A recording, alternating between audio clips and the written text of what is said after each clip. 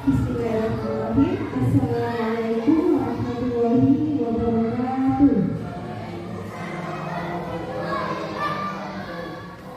Yang terhormat Kepala Sekolah SD Negeri Purwakarta, Ibu Rektor SD. Yang terhormat Bapak Ibu Dewan Guru beserta staf SD Negeri Purwakarta. Pertama-tama marilah kita panjatkan puja dan bersyukur kehadirat Allah Subhanahu wa Ta'ala yang telah melimpahkan rahmat serta nikmat sehatnya kepada kita semua sehingga kita dapat berkumpul bertemu kembali dalam acara aksi nyata diseminasi budaya positif yang insya Allah nanti akan disampaikan oleh calon guru penggerak angkatan 11 Ibu Dewi Ramasari. Salam beserta salam senantiasa kita sampaikan kepada Nabi kita Nabi Muhammad SAW. Semoga kita tergolong umatnya yang nantinya akan mendapatkan syafaatnya nanti di yaumil qiyamah. Baik, di sini saya akan membacakan susunan acara pada siang hari ini. Untuk acara yang pertama yaitu pembukaan, acara yang kedua yaitu sambutan, dan acara yang ketiga yaitu acara pemaparan diseminasi budaya positif, dan acara yang selanjutnya yaitu tanya jawab, serta yang terakhir yaitu penutup. Marilah kita buka acara pada siang hari ini dengan bacaan basmalah bersama. Bismillahirrahmanirrahim. Semoga dengan bacaan basmalah tadi acara pada siang hari ini dapat berjalan dengan lancar. Baik, untuk acara yang selanjutnya yaitu sambutan dari Kepala Sekolah SD Negeri Purwakarta 05 kepada Ibu Rektor dipersilakan.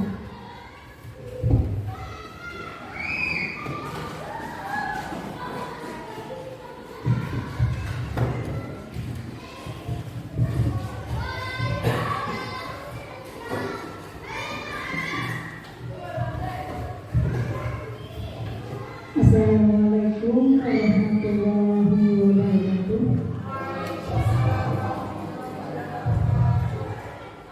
Bapak Ibu dari SD Purwakarta 5 yang saya hormati, dan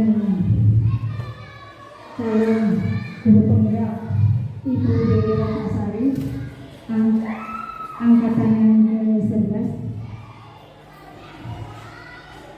Pertama-tama marilah kita panjatkan puji syukur kehadirat Allah Subhanahu wa Ta'ala yang telah melimpahkan rahmat dan hidayahnya kepada kita semua sehingga pada siang hari ini kita dapat berkumpul di ruangan ini dalam rangka kegiatan diseminasi budaya positif SD Negeri Purwakarta 05. Kegiatan ini menunjang pada program modul 1.4 yang berbunyi budaya positif.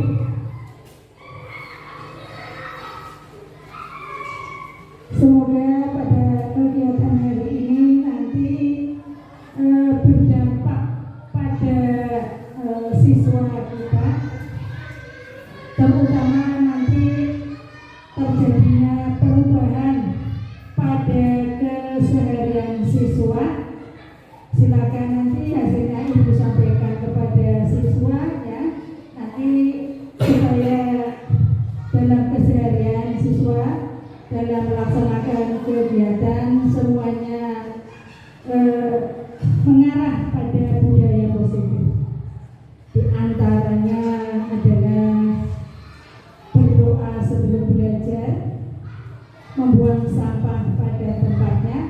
melaksanakan pembiasaan dan mengikuti kegiatan-kegiatan yang lain dengan mengarah pada arah yang positif. Semoga kegiatan pada hari ini berjalan dengan lancar dari awal sampai akhir. Hanya itu yang perlu saya sampaikan. Semoga kegiatan ini tidak ada halangan apapun. Billahi taufiq wal hidayah. Wassalamualaikum warahmatullahi wabarakatuh.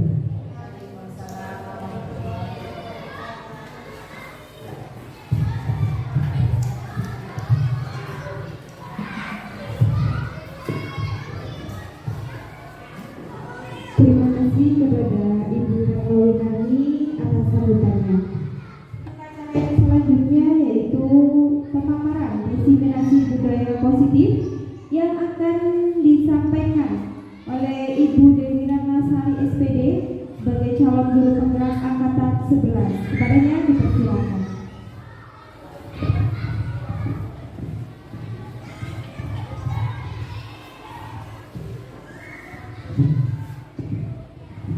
Bismillahirrahmanirrahim. Assalamualaikum warahmatullahi wabarakatuh. Yang saya hormati Ibu Retno Winarni selaku Kepala Sekolah SD Negeri Purwakarta 5, dan yang saya hormati pula Bapak dan Ibu Guru SD Negeri Purwakarta 5. Alhamdulillahirrahmanirrahim. Wassalatu wassalamu ala asrofil anbiya'i wal mursalin wa ala alihi wa sahbihi ajma'in. Amma ba'du. Pertama-tama marilah kita panjatkan puji dan puji syukur kehadirat Allah Subhanahu wa taala yang telah melimpahkan rahmat serta inayahnya kepada kita semua sehingga kita bisa berkumpul di kelas ini dalam acara aksi nyata diseminasi budaya positif dalam keadaan sehat walafiat. Yang kedua, salawat serta salam selalu tercurah limpahkan kepada junjungan Nabi Muhammad SAW. Mudah-mudahan kita menjadi umatnya sampai di yaumil akhir. Amin. Amin ya rabbal alamin.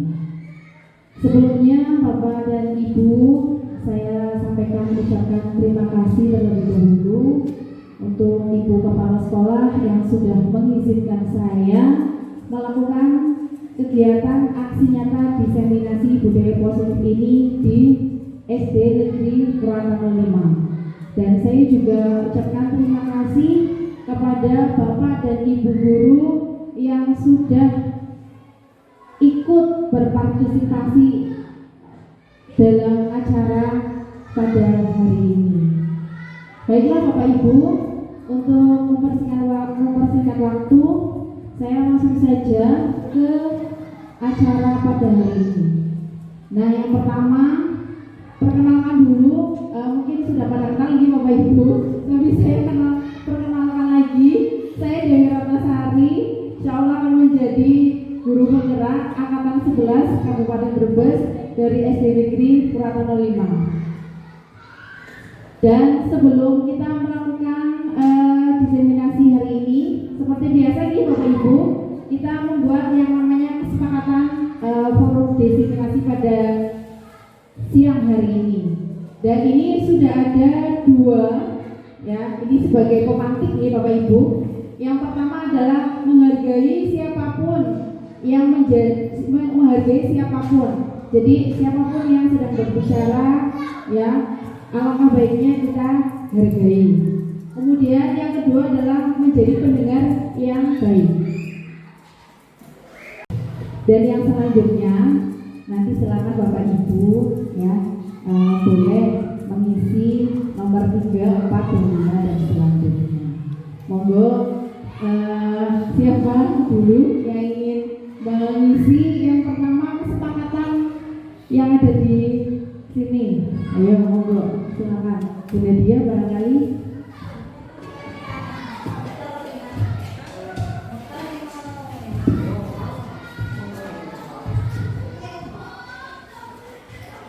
Kesepakatan forum diseminasi tadi sudah Ada dua ya Bu. Untuk yang pertama tadi menghargai siapapun. Terus yang kedua menjadi pendengar yang baik. Terus yang ketiga saya pengen aktif ya Bu. Jadi nanti kan ada sesi tanya jawab. Kalau bisa mungkin semuanya boleh bertanya nih Bu.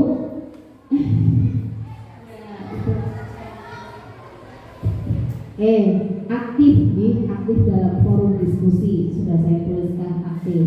Monggo silakan selanjutnya kira-kira apa lagi kesepakatan pada forum diskusi hari ini. Monggo. Pak Ibras, Pak Ibras.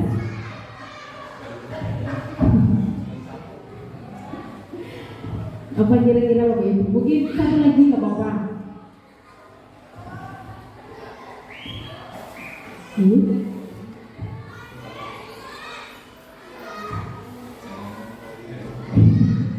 Satu lagi monggo.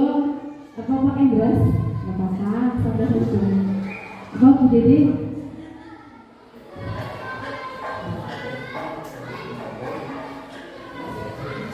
Sudah, satu lagi. Bebas. Apa kira-kira? Ini?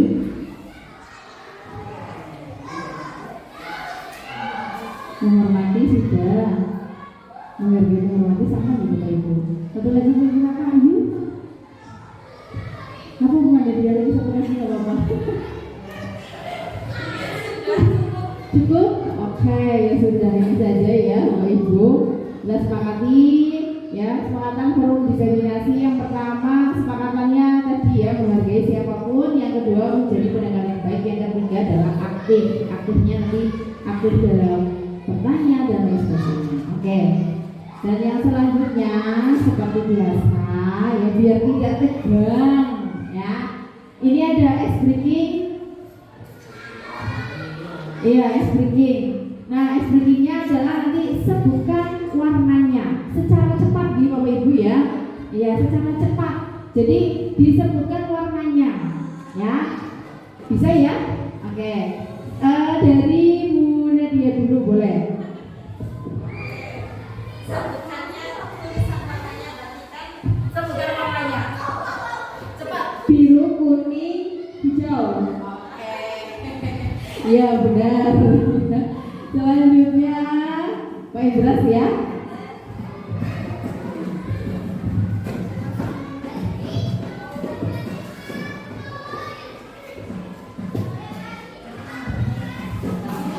Cepat Pak.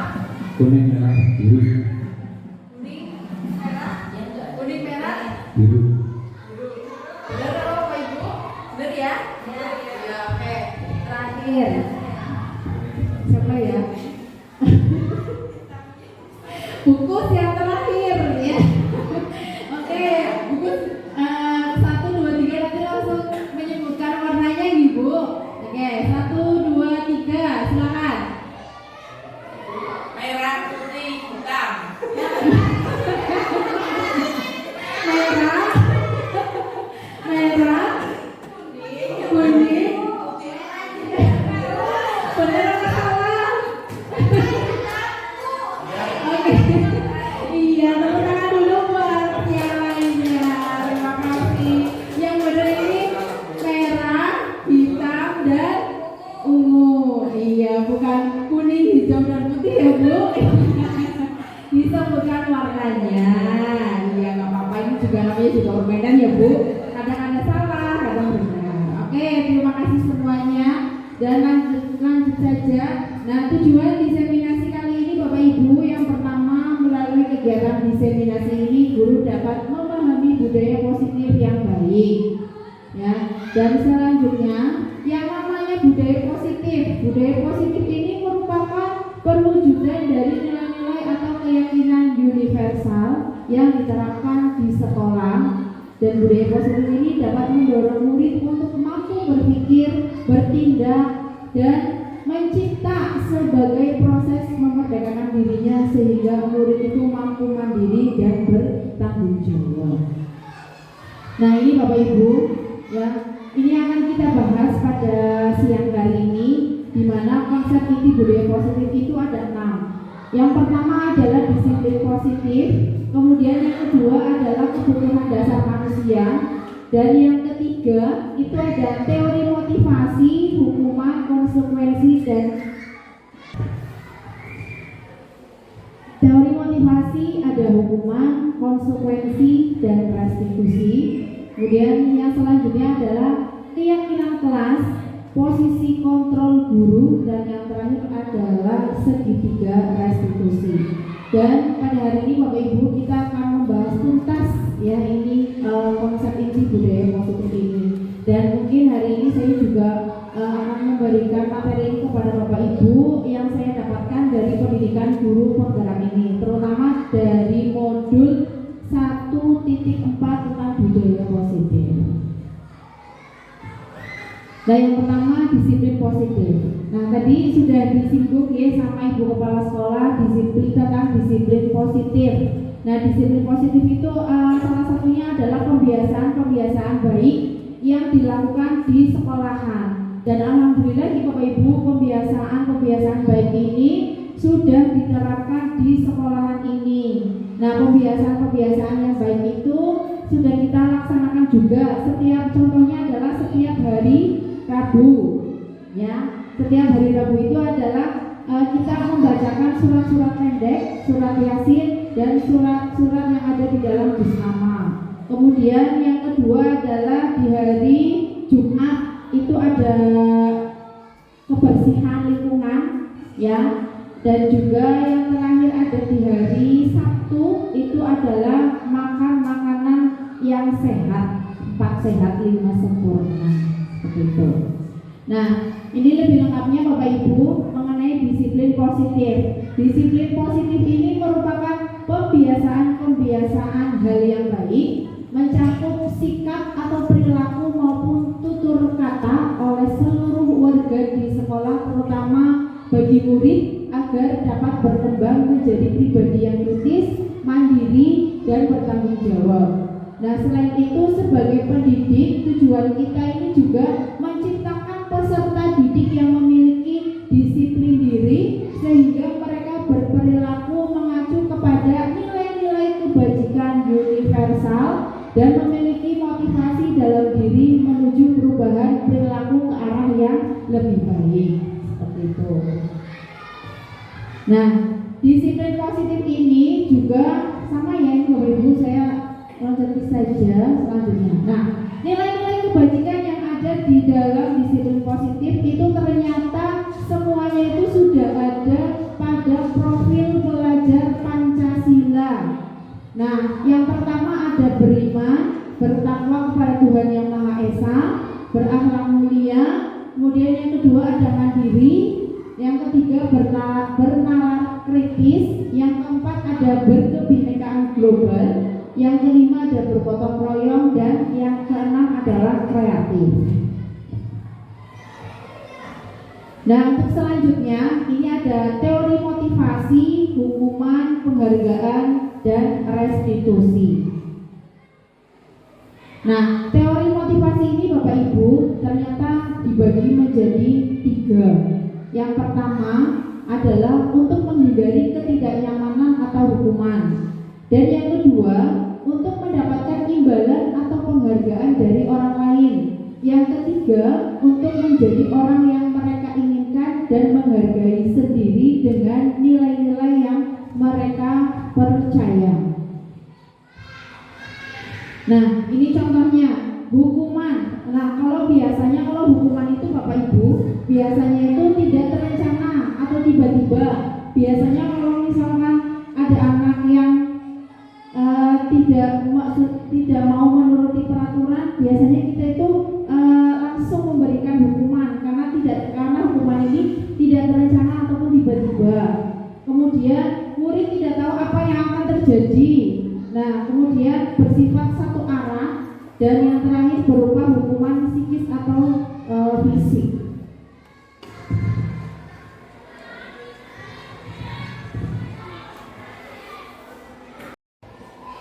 Yang selanjutnya adalah konsekuensi.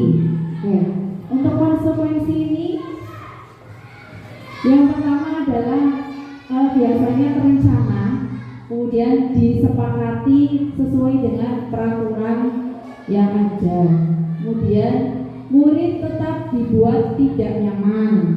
Nah, terus kemudian ada sikap guru selalu memonitor murid. Dan yang terakhir itu ada kata restitusi. Mungkin Bapak dan Ibu di sini baru mendengar kata restitusi, nggih Bapak Ibu ya. Nah, saya sendiri juga sama baru mendengar karena saya mengikuti guru penggerak ini, saya jadi tahu yang namanya restitusi. Oke, restitusi ini adalah proses menciptakan kondisi bagi murid untuk memperbaiki kesalahan. Nah, yang selanjutnya adalah proses kolaboratif yang mengajarkan murid untuk mencari solusinya. Jadi nanti saya akan menjelaskan lebih detailnya lagi tentang restitusi itu dan langkah-langkahnya seperti apa. Dan yang selanjutnya adalah keyakinan kelas. Nah, mungkin Bapak dan Ibu guru sudah membuat keyakinan kelasnya sendiri-sendiri di kelasnya ya, bersama dengan anak-anaknya. Karena di kurikulum Merdeka ini keyakinan kelas itu harus ada di setiap kelasnya. Pak Indra sudah membuat dengan anak-anaknya? Sudah, alhamdulillah. Bagus, bagaimana sudah membuatnya? Sudah, ya. Semuanya sudah ini? Iya. Semuanya pasti sudah. Oke. Nah, yang namanya keyakinan kelas ini, Bapak Ibu, adalah seperangkat nilai ya dan prinsip yang disepakati bersama oleh guru dan siswa untuk memandu perilaku dan interaksi di dalam kelas. Ya, jadi keyakinan yang sudah Bapak Ibu buat di dalam kelas bersama dengan anak-anak dan sudah disepakati juga itu harus dilaksanakan di Bapak Ibu. Nah, iya, kalau bisa, kalau anaknya lupa, biasanya anak-anak itu suka lupa. Nah, kita ingatkan Bapak Ibu ya tentang keyakinan kelas yang sudah dibuat. Misalkan ada anak yang melanggar peraturan ya atau melanggar keyakinan kelasnya. Nah, kita sampaikan lagi keyakinan kelasnya. Bila perlu, keyakinan kelas yang sudah kita buat bersama dengan anak-anak, kita sampaikan setiap hari supaya mereka paham dan jelas dan juga tidak lupa. Seperti itu di Bapak Ibu. Selanjutnya, nah, untuk keyakinan kelas ini ya, pembentukan keyakinan kelas ini pasti Bapak Ibu sudah paham lah ya. Yang pertama, keyakinan kelas ini bersifat abstrak ya, daripada peraturan yang lebih rinci dan konkret. Biasanya itu kata-katanya tidak terlalu panjang Bapak Ibu. Kemudian yang kedua adalah keyakinan kelas ini berupa pernyataan-pernyataan universal. Kemudian yang ketiga, pernyataan keyakinan kelas ini senantiasa dibuat dalam bentuk yang positif ya. Kemudian keyakinan kelas ini hendaknya tidak terlalu banyak. Jadi kata-katanya kalau membuat keyakinan kelas itu jangan terlalu panjang Bu. Jangan satu paragraf dibikin semuanya. Jadi cukup berapa kata saja. Nah, kemudian keyakinan kelas ini sebaiknya sesuatu yang dapat diterapkan di lingkungan sekolah tersebut. Dan semua warga kelas juga hendaknya ikut berkontribusi dalam pembuatan keyakinan kelas ya lewat kegiatan pilar pendapat. Nah, ini pastinya sudah dilakukan semuanya sama Bapak dan Ibu. Dan yang terakhir adalah bersedia meninjau kembali keyakinan dari waktu ke waktu. Jadi perlu diperbaharui juga nih Bapak Ibu. Jadi nanti setiap anaknya naik kelas otomatis berbeda gurunya, kita buat keyakinan lagi seperti itu. Lanjut Bu. Nah, ini prosedur pembentukan keyakinan kelasnya ya. Yang pertama adalah mempersilahkan warga sekolah atau murid-murid di kelas atau murid-murid di sekolah untuk bercurah pendapat tentang peraturan yang perlu disepakati di kelas atau di sekolahnya.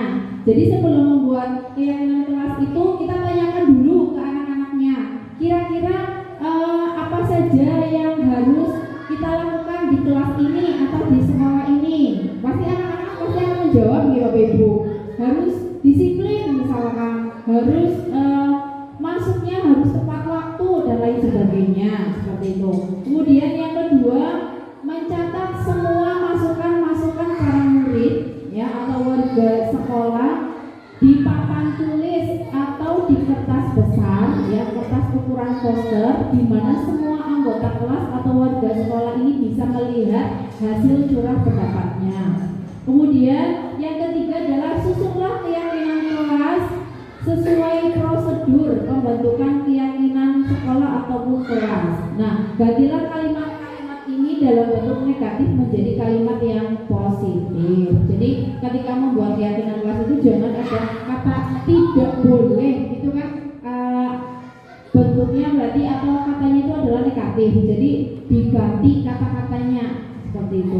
Kemudian yang keempat adalah tinjau kembali daftar curah pendapat yang sudah dicatat. Kemudian yang kelima, tinjau ulang lagi keyakinan kelas secara bersama-sama.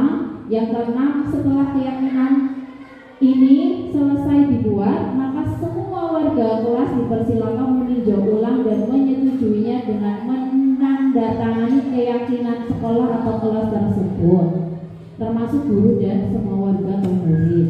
Dan yang terakhir, keyakinan sekolah atau keyakinan kelas ini selanjutnya bisa dilekatkan atau ditempelkan di dinding kelasnya masing-masing di Bapak Ibu supaya anak-anaknya bisa melihat.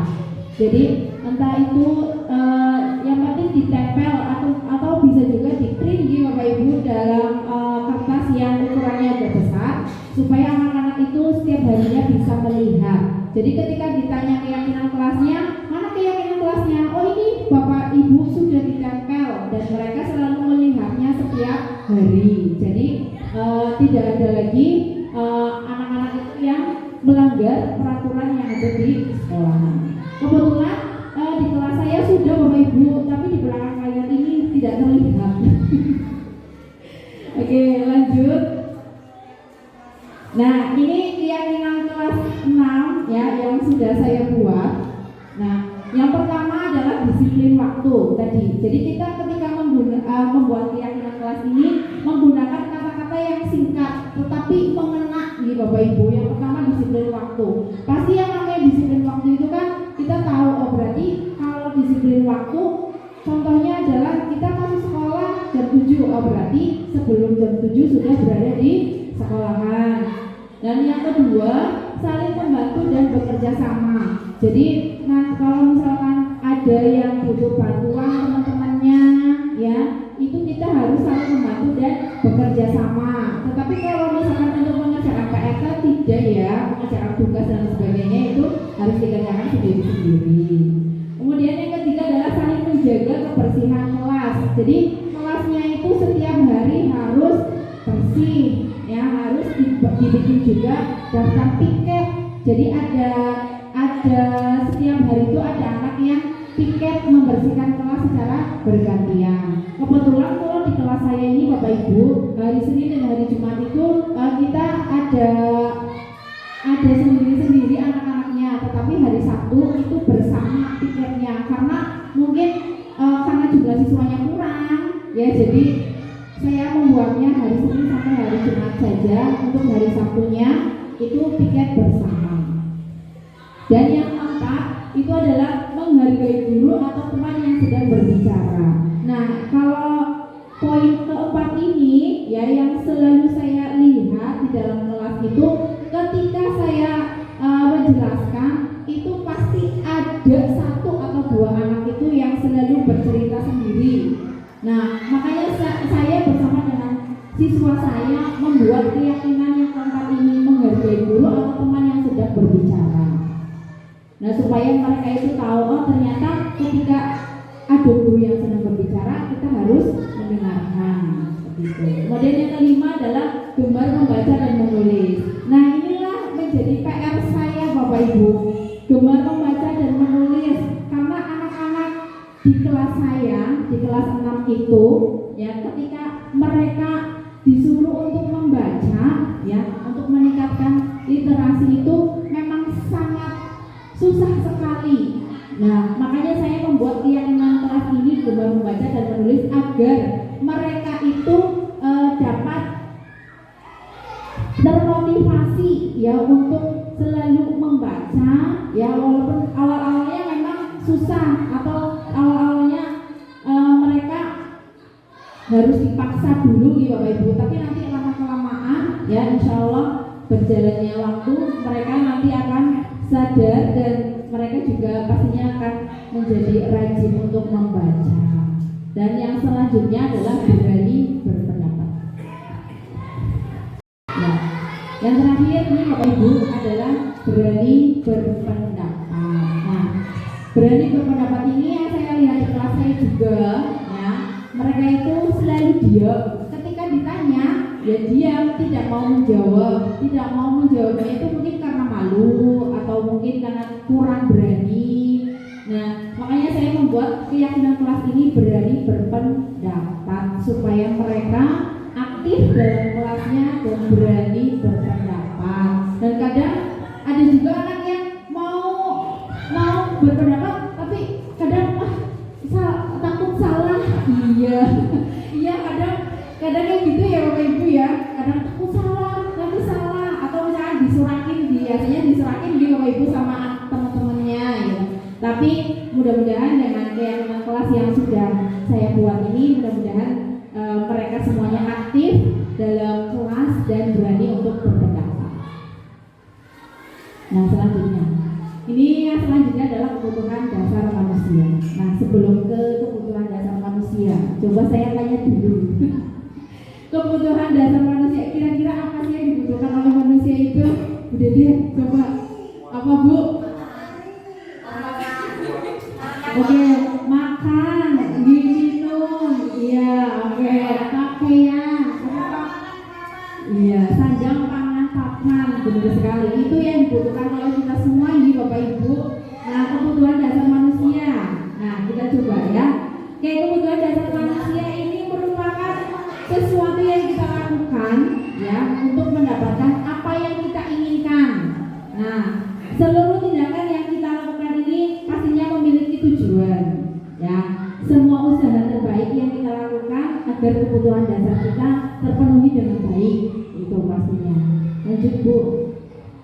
Nah, ini Bapak Ibu ada 5 ya kebutuhan dasar manusia. Yang pertama ini adalah bertahan hidup. Nah, bertahan hidup ini di dalamnya tadi benar ya, ada makanan, ada pakaian, ya, ada tempat tinggal. Nah, tapi ada makanan, ada pakaian, ada tempat tinggal. Kalau tidak aman lingkungannya, kira-kira kita bakal betah atau tidak Bapak Ibu? Tidak ya. Nah, pastinya kita akan tidak karena tidak aman ya. Jadi otomatis tidak betah. Nah, kalau udah ada makanan, pakaian, tempat tinggal, nah pastinya ada keamanan juga dan ada kesehatan. Begitu Bu Dede? Iya.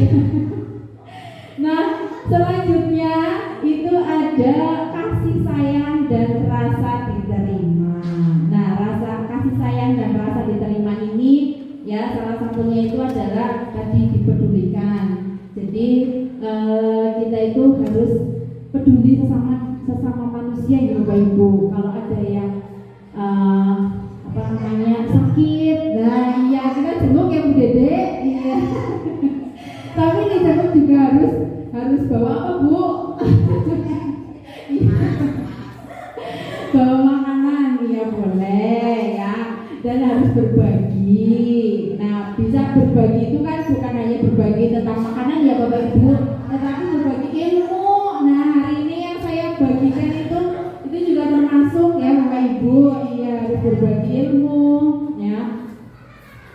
Kemudian yang selanjutnya adalah kerjasama dan menjadi bagian dalam kelompok itu, seperti itu Bapak Ibu. Nah, yang ketiga ini adalah penguasaan. Nah, penguasaan ini di dalamnya itu ada harga diri, kemudian keinginan untuk dianggap memimpin, kemudian berprestasi, ya, diakui dan didengar. Dan yang selanjutnya adalah kebebasan. Nah, kebebasan ini di dalamnya Bapak Ibu ada mandiri, ya, memiliki pilihan, ya, kemudian mencoba hal baru dan mampu mengendalikan arah dirinya. Dan yang terakhir itu adalah kesenangan. Biasanya kesenangan anak-anak ini Bapak Ibu ya, yang pertama adalah bermain, kemudian antusias dan tertawa, itu juga menjadi sebuah kesenangan. Jadi nanti Bapak Ibu ketika di dalam kelas ya sekali-kali lah boleh bermain ya, tetapi ketika bermain juga tidak full dari pagi sampai istirahat itu bermain terus nih Bapak Ibu, tapi diselingi ya dengan materi-materi yang perlu kita sampaikan. Terus selain bermain itu juga humor. Biasanya Pak Endras ya Pak yang suka humor. Nah Bapak Pak ya, kalau ketawa itu kan katanya dia jadi awet ya Bu. Awet muda, iya benar. Ya selanjutnya Bu. Nah ini ada posisi kontrol guru. Nah posisi kontrol guru ini Bapak Ibu ya yang saya pelajari dari pendidikan guru penggerak angkatan 11 ini di modul 1.4 budaya positif ini ada 5 ya. 5 posisi kontrol ini yang pertama adalah pendukung. Jadi guru itu sebagai pendukung. Kemudian yang kedua adalah guru pembuat rasa bersalah. Kemudian yang ketiga, guru itu sebagai teman.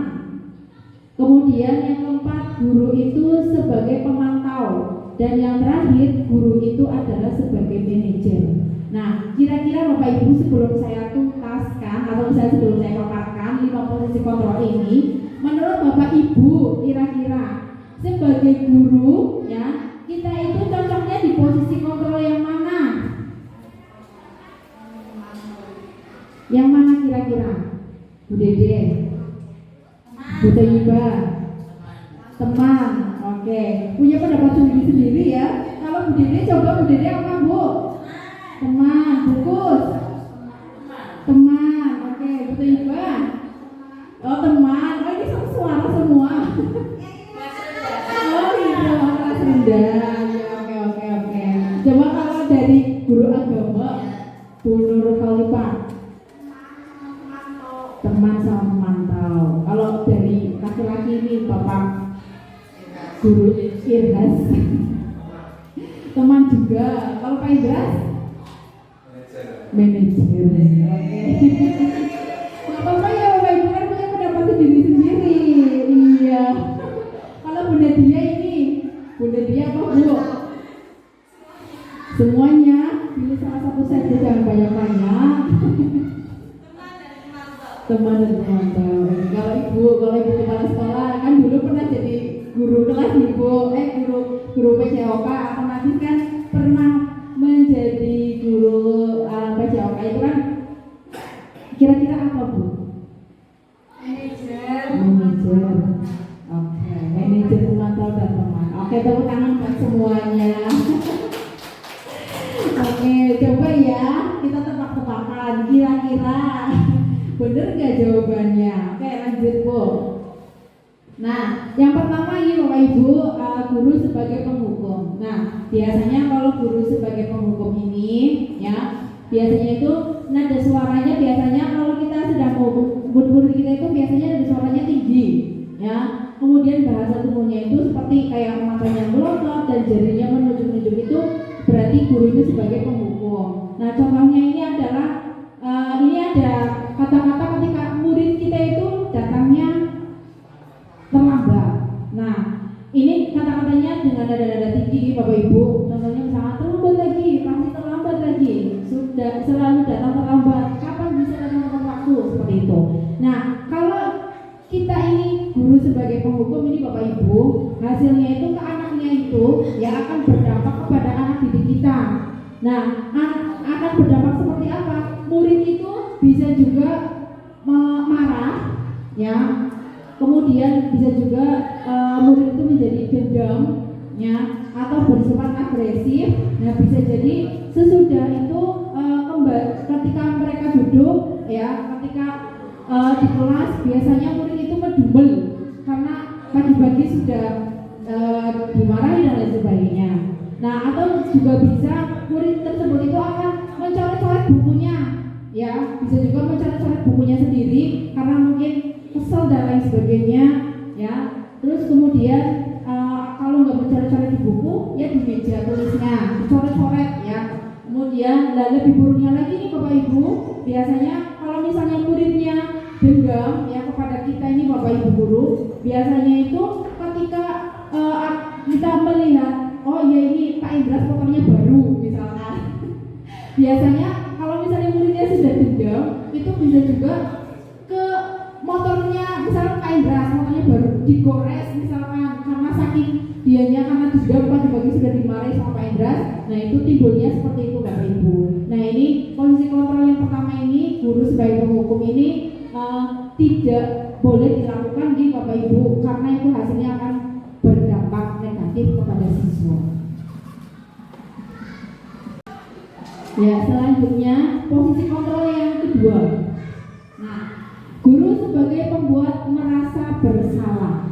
Nah, kalau pembuat merasa bersalah ini biasanya nada suaranya itu memelas, kemudian halus ataupun sedih. Kemudian bahasa tubuhnya juga merapat pada anak, kemudian lesu. Nah, contoh kata-katanya seperti ini Bapak Ibu. Adik, kamu ini bagaimana ya? Sudah kamu berjanji dengan ibu tidak akan terlambat lagi. Kamu kenapa ya seringkali mengecewakan ibu? Ibu benar-benar kecewa sekali. Nah, kalau kita mengatakan seperti ini kepada murid kita Bapak Ibu, jadi kita itu merasa menyalahkan si anak tersebut. Nah, dampaknya akan bagaimana? Nah, murid ini akan merasa bersalah. Pasti dalam hatinya itu pasti akan selalu merasa, nah iya ya ini salahnya saya kayak gitu. Padahal kan kita tidak boleh seperti itu Bu. Ya. Nah, bersalah ini telah mengecewakan ibu atau bapak gurunya. Murid juga akan merasa menjadi orang yang gagal dan tidak sanggup membahagiakan orang lain. Seperti ini Bapak Ibu. Lanjut Bu. Dan yang ketiga, nah tadi ini pilihannya Bapak Ibu ya. Yang ketiga ini guru sebagai teman. Nah, guru sebagai teman ya biasanya itu nada suaranya itu yang ramah, yang akrab, ya bercanda. Jadi kalau kita posisinya sebagai teman, ya jadi kalau kepada teman kan biasanya kalau misalkan kita apa ya namanya ngeplak, ya oh teman kita. Jadi kayak sebuah bercandaan di Bapak Ibu. Kalau ini posisinya guru sebagai teman. Jadi nah kemudian bahasa tubuhnya itu ya merapat pada murid, mata dan senyumnya juga jenaka. Nah, contoh kata-katanya seperti ini Bapak Ibu. Adi, ayolah, bagaimana sih kamu? Kemarin kamu sudah janji ke Bapak bukan? Kenapa terlambat lagi? Nah, sambil tertawa ringan. Ya, jadi terus kemudian ya sudah tidak apa-apa, duduk dulu sana, nanti Pak Guru bantu. Nah, sambil senyum-senyum. Jadi tidak memarahi anak tetapi sambil senyum-senyum. Nah, seperti itu. Hasilnya ini Bapak Ibu ketika guru sebagai teman, ya, hasilnya itu adalah murid akan merasa senang, ya, dan akrab dengan gurunya. Nah, ini termasuk dampak yang positif. Nah, hanya saja ada sisi negatifnya Bapak Ibu ke murid. Nah, muridnya itu nanti akan tergantung pada gurunya.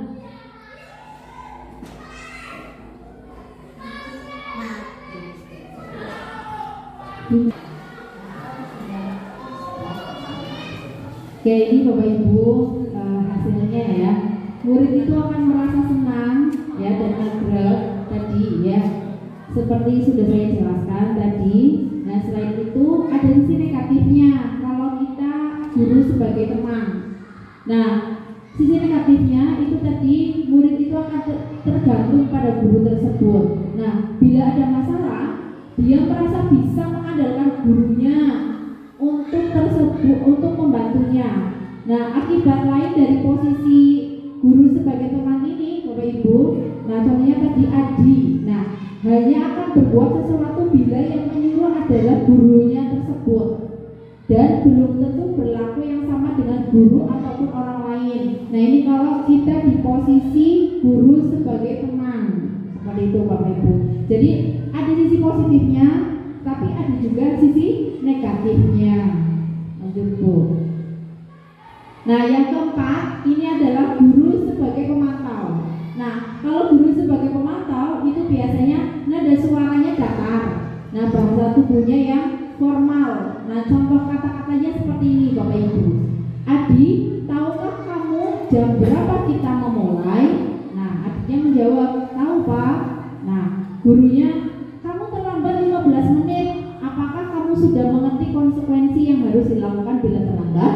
Nah, adiknya menjawab, paham Pak, saya harus tinggal kelas pada jam istirahat nanti dan mengerjakan tugas ketertinggalan saya.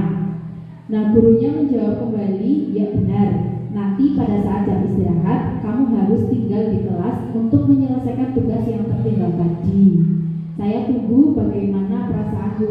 Nah, saya tunggu. Nah, kemudian hasilnya nih Bapak Ibu, kalau murid kita diperlakukan guru sebagai pemantau ini, hasilnya yang pertama adalah murid itu akan memahami konsekuensi yang harus dijalankan karena telah melanggar salah satu peraturan sekolah. Nah, selanjutnya guru juga tidak menunjukkan suatu emosi yang berlebihan, menjadi marah atau membuat merasa bersalah. Nah, murid juga tetap dibuat tidak nyaman, yaitu dengan harus tinggal kelas pada waktu jam istirahat dan mengerjakan tugas. Guru juga tetap harus memantau murid pada saat mengerjakan tugas di jam istirahat karena murid tidak bisa ditinggal seorang diri. Jadi kalau guru sebagai pemantau ini, jadi kalau ada murid yang terlambat, ya mungkin diberi atau misalkan yang ini ya tadi tidak mengerjakan tugas, maka silakan diberi waktu untuk mengerjakan tugasnya. Tetapi kita sebagai guru, sebagai pemantau harus selalu memantau anak tersebut dan memastikan sudah mengerjakan atau belum, seperti itu. Selanjutnya Bu, dan yang terakhir ini Bapak Ibu adalah posisi kontrol guru sebagai manajer.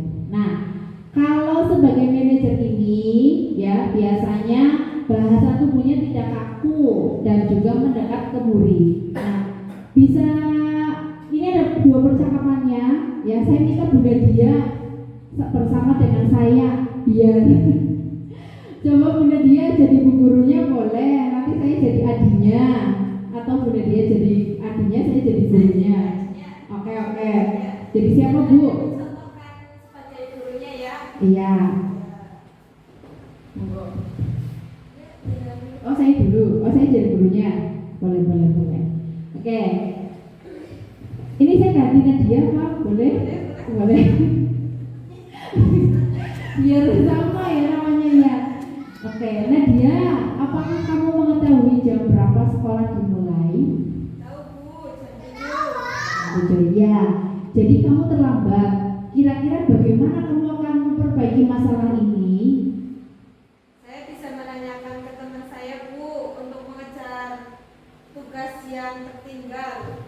Nah, baik, itu bisa dilakukan. Apakah besok akan ada masalah untuk kamu agar bisa hadir tepat waktu ke sekolah? Tidak Bu, saya bisa hadir tepat waktu. Baik, saya hargai usahamu untuk memperbaiki diri. Oke, terima kasih Bu Nadia. Ya, jadi kalau posisi guru sebagai manajer ini Bapak Ibu, jadi kita tuh tanyakan alasannya kenapa dia terlambat masuk sekolah. Jadi yang tahu alasannya ya murid itu sendiri, yang tahu masalahnya ya itu sendiri. Cara menyelesaikannya bagaimana? Ya anak tersebut yang dapat menyelesaikannya sendiri juga. Kita hanya bertanya seperti itu Bapak Ibu. Lanjut. Nah ini Bapak Ibu, pada posisi manajer ini ya inilah kalau saya pelajari atau saya yang dapatkan dari pendidikan guru penggerak ini Bapak Ibu, ternyata posisi kontrol yang baik itu adalah guru sebagai manajer. Ya, jadi ini adalah posisi kontrol yang terbaik. Kalau tidak di manajer, ya bolehlah kita turun ke bawah. Turun ke bawahnya tadi berarti yang keempat, posisi kontrolnya sebagai pemantau. Kalau tidak pemantau, ya ke manajer. Setelah itu jangan ke bawah lagi Bu. Jangan ke bawah, nanti jangan ke teman. Nanti ke teman ke bawahnya lagi itu. Kalau kita sudah di atas, nah boleh misalkan boleh bergeser satu langkah saja ke posisi yang keempat. Nanti kalau misalkan kayaknya susah, ya kita ke bolak-balik lagi lah. Pokoknya ke manajer, kalau ke manajer ke pemantau seperti itu.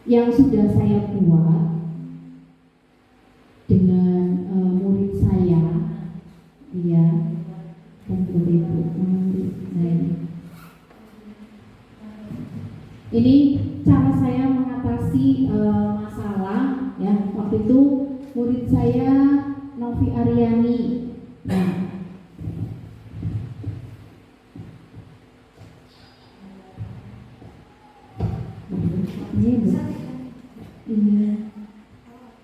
ini saya lupa.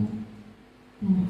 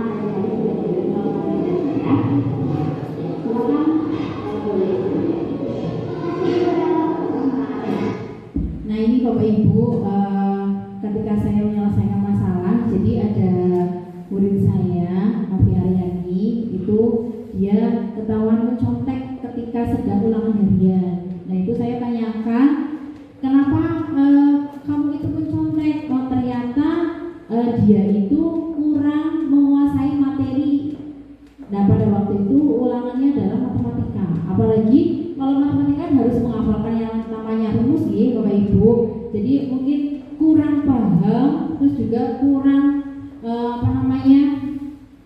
jadi kurang paham, terus kemudian kurang hafal juga rumus-rumusnya, makanya dia mencontek. Tetapi ketika saya sudah bertanya kembali tentang dan memfasilitasi, ya ternyata dia juga tidak belajar seperti itu, makanya dia mencontek. Dan untuk selanjutnya dia juga berjanji bahwa tidak akan melakukan itu lagi karena mencontek itu ternyata perbuatan yang tidak baik dan tidak diperbolehkan. Seperti itu.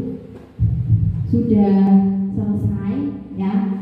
Tadi sudah ada budaya positif, ada 6 yang sudah saya sampaikan, dan yang terakhir adalah segitiga restitusi.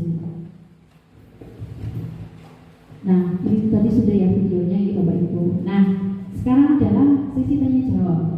Monggo Bapak Ibu barangkali ada yang ingin bertanya atau sudah paham semuanya. Monggo. Jadi pakai mic biar kedengaran. Assalamualaikum warahmatullahi wabarakatuh. Saya mau bertanya, yang tadi ada tahapan segitiga restitusi itu ada tahap-tahapannya. Nah, apakah tahapan tersebut itu bisa dilakukan secara tidak urut atau dibolak-balik? Bisa yang terakhir dulu atau yang kedua dulu, apa yang pertama dulu yang pertama kita lakukan pada murid? Terima kasih.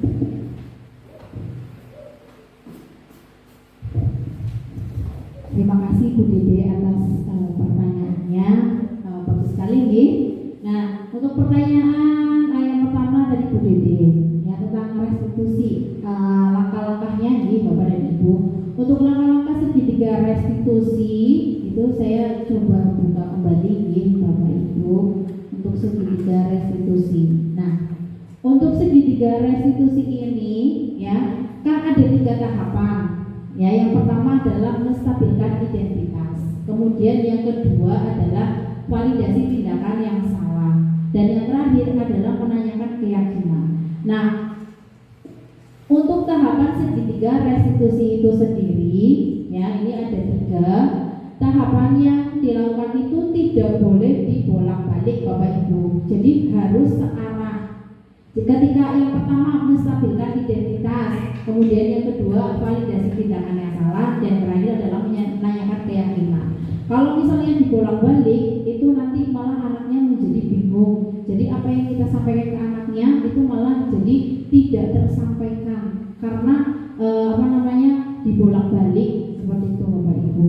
Nah, contohnya tadi misalkan, kalau misalnya kita langsung menanyakan, ya anak tadi misalnya yang memukul atau mencontek, kita langsung validasi yang salah, misalkan anaknya dipanggil, terus langsung kamu itu salah, bukan seperti itu caranya. Anaknya nanti malah menjadi kaget, loh apa Bu Guru, memangnya apa yang saya salah, ya gitu kan, apa yang diperbuat saya, malah anaknya jadinya bingung.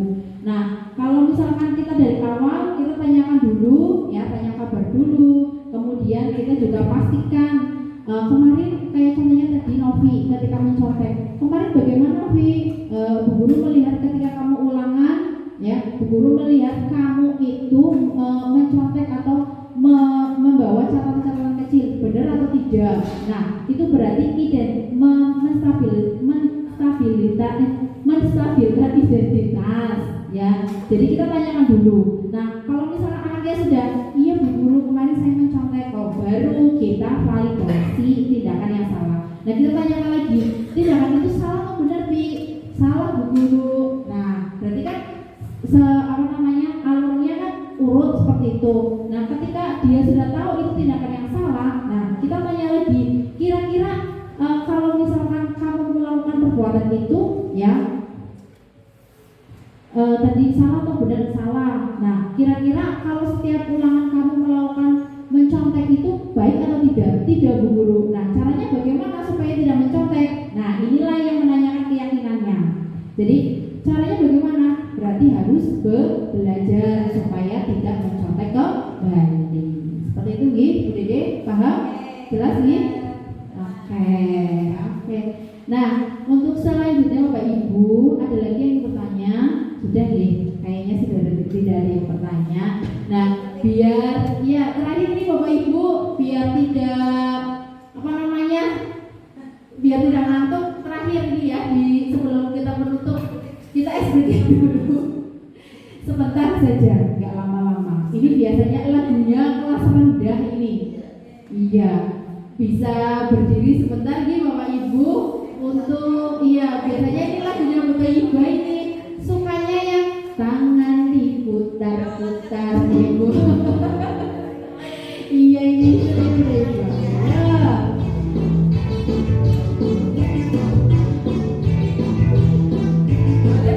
depan nggak apa-apa, di depan.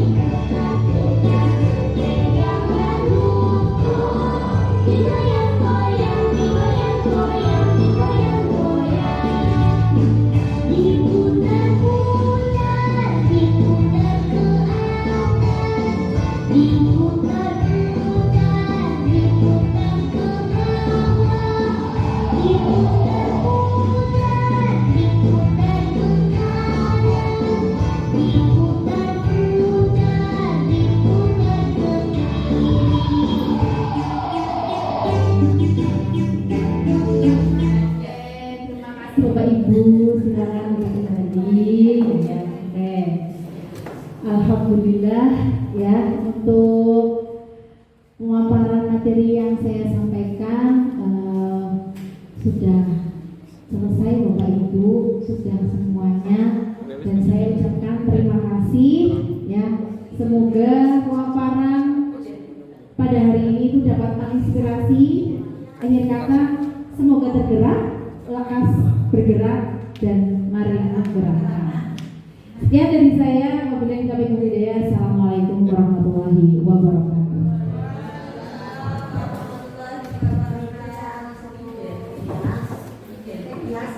Ya, itulah pemaparan aksi nyata budaya positif oleh Ibu Dewi Ratnasari, calon guru penggerak angkatan 11.